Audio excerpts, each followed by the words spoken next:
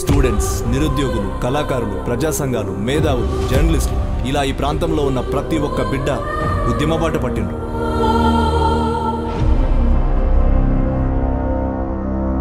దొరల పాలన మన తాతలు చూసిండ్రు, నేడు మనం చూస్తున్నాం. వాళ్ళు చెప్పిందే న్యాయం, వాళ్ళు చేసిందే కానూరు.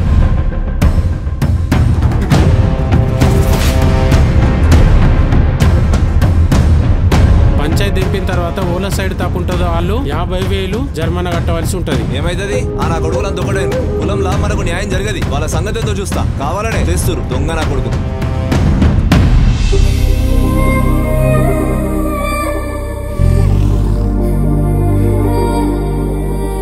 ఏంటి చిన్ని, ఏదో ప్రాబ్లం ఉందని ఫోన్ చేసినావు? ఏం ప్రాబ్లం అంటావేంది విజయ్? ఇంట్లో విషయం తెలిసింది, ఏవో ఎన్ఆర్ఐ సంబంధాలంటూ టార్చర్ చేస్తున్నారు.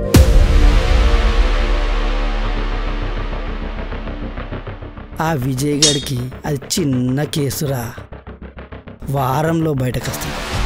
మళ్ళీ తుపాకీ పట్టే టైం వచ్చింది తమ్ముడు. నేను ఫైనల్ డిసిషన్ తీసుకున్నా, ఇక సావో రేవో తేల్చుకుందామని వెళ్తున్నా. పనివంతుడు పందిరేస్తున్నట్ట, కుక్కతో తగిలి కూలిపోయిందట. దొరికిండా నా కొడుకు? ఏసేండండి.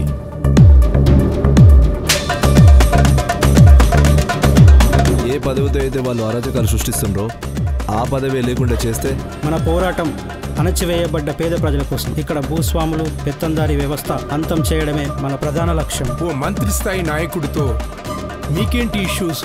దీని వెనక ఎవరున్నారో నాకు తెలుసు, ఆడి సంగతి నేను తెలుస్తాను. పదవులు ఊడగొట్టి వాళ్ళ అహంకారాన్ని అణిచివేయి.